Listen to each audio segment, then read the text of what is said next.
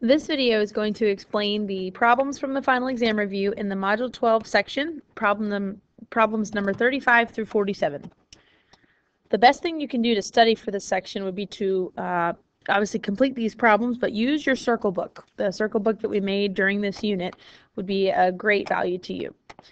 Remember that you will have the circumference and area formulas on your formula sheet. So circumference is 2 pi r, or pi times the diameter. And then the area of the circle is found by pi r squared.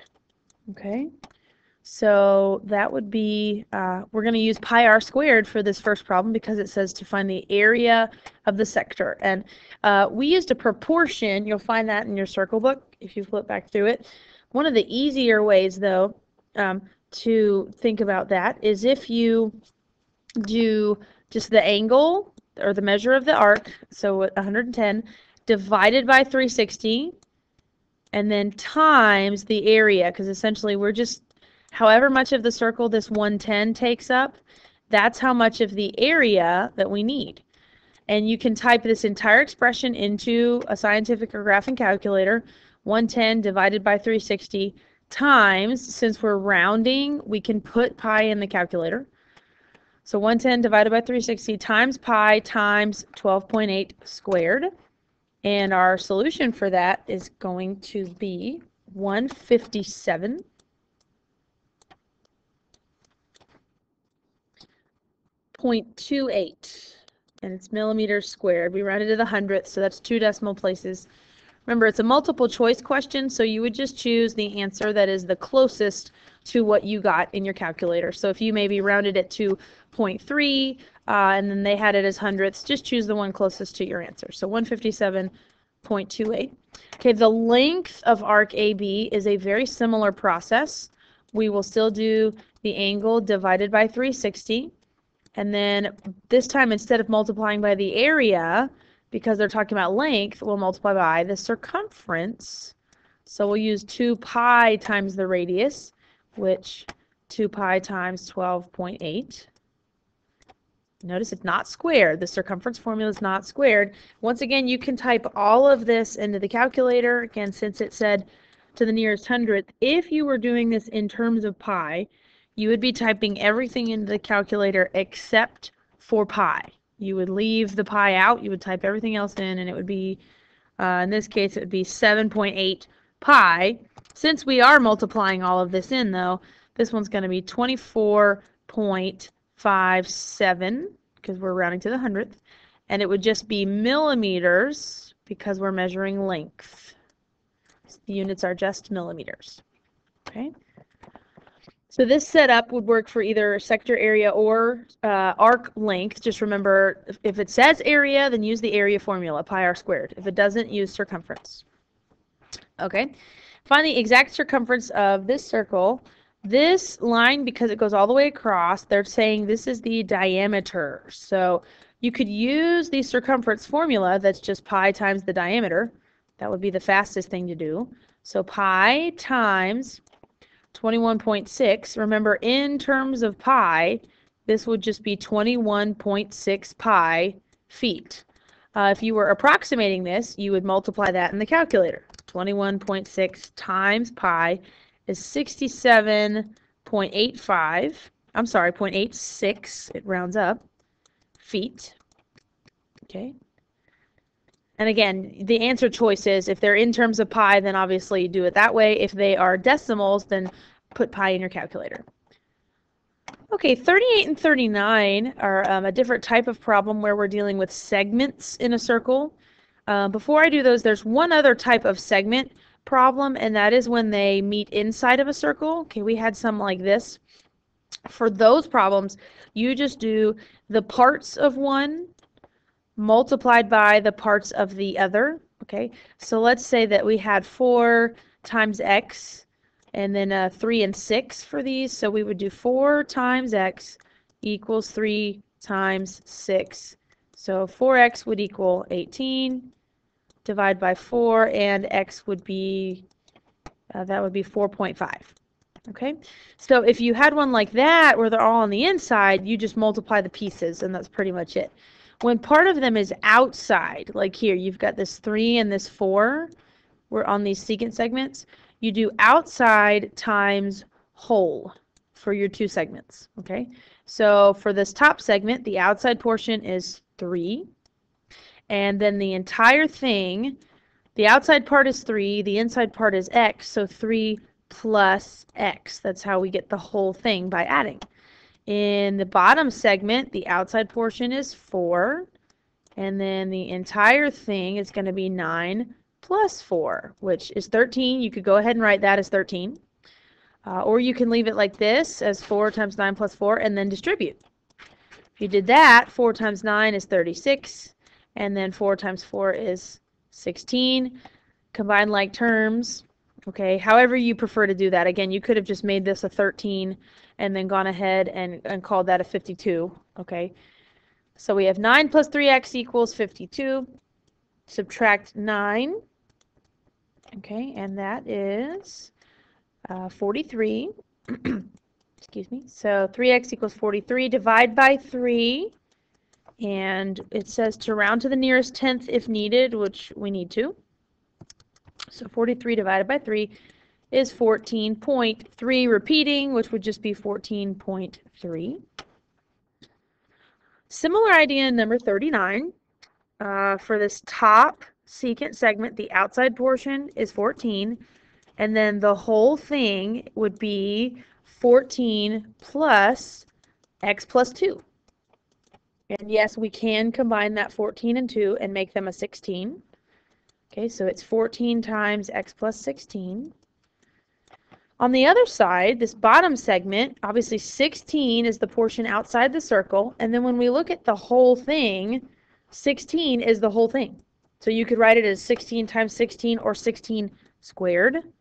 Okay, you could write it that way also. And but 16 times 16, if that makes more sense to you, it's more like the problem we just did. 16 times 16 is 256. If we distribute on this other side, we get 14x plus 14 times 16 is 224. So we're going to subtract 224 from both sides. So 14x will equal 32. And that's not going to divide evenly. So we will round to the nearest tenth. And that is going to give us 2.28, which rounds up to 2.3. So there's your solutions for 35 through 39. And we'll move on to number 40. If you need to stay here, pause the video. I'm going to move ahead to the next question. Okay, picking up with numbers 40 through 47, several of these are asking about angles. So there is a relationship in the circle book on your page about central and inscribed angles, if you have that page. That's the first two. I've put a chart here that summarizes them. Okay, if an angle is at the center of the circle, it has the same measure as the arc it's across from. If the angle is on the circle, like in number 41 and number 43, the angle is half of the arc. If the angles meet inside the circle but not at the center, there are going to be two arcs on the outside of them, and you add the arcs and divide by 2. If the angle is outside of the circle, like in numbers 40 and 42, then you are going to subtract the bigger arc minus the smaller arc and divide by 2. Okay, so each time you're looking for an angle, and you'll see degree measures when that's the case, you figure out where the angle is. Okay, in number 40, the angle is outside of the circle. Look at where the vertex is. So I have to do the big arc, which is 170, minus the small arc right here that is not currently given. Okay, but we do know the other two arcs that make the rest of the circle. And we know the entire circle is 360. So if we add 170 and 135, that is 305, 305. And if we do 360 minus 305, we are going to find out that this arc here that we need to use for our formula is 55 degrees. Okay, this arc. So now we can finish calculating the measure of angle 1. We're going to do 170 minus 55 divided by 2. Okay, so that is 115 divided by 2, which is 57.5 degrees. So 57.5 degrees is the measure of angle 1. Okay, I'm actually going to skip to 42 because it is a similar problem since angle 1 is outside the circle. Okay, so we need this larger arc out here minus this smaller arc in here.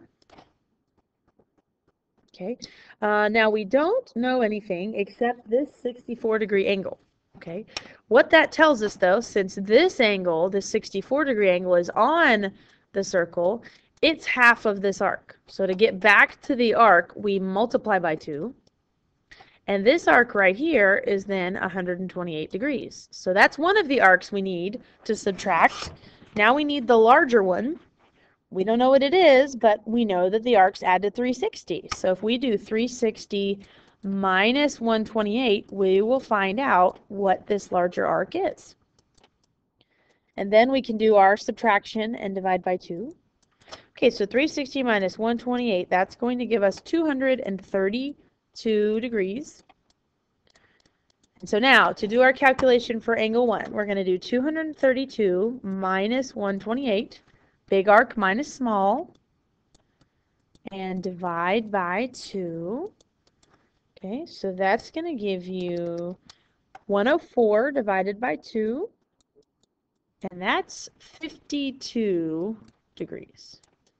So the measure of angle 1 is 52 degrees.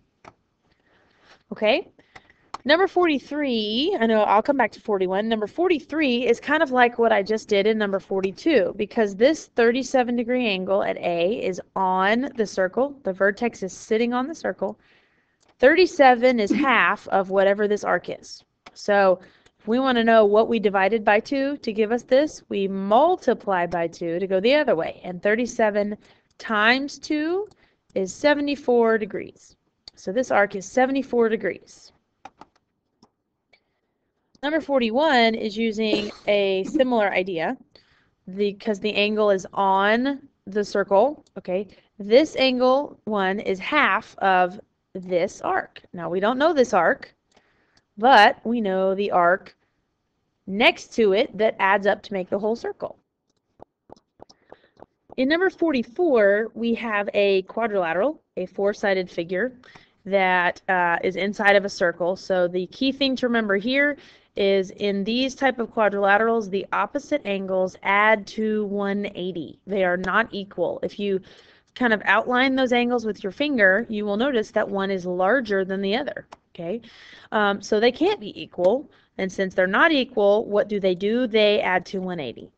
So we would do 3x minus 8 plus 5x plus 2 equals 180, and then we combine like terms and solve. So 3x plus 5x is 8x. Negative 8 plus 2 is negative 6. Okay, so we will add, we'll add 6, not 8. Add 6 to both sides. So that's 186. So 8x equals 186. Divide by 8. And that is going to give you 23.25. Okay, so obviously not a whole number. Okay, 23.25.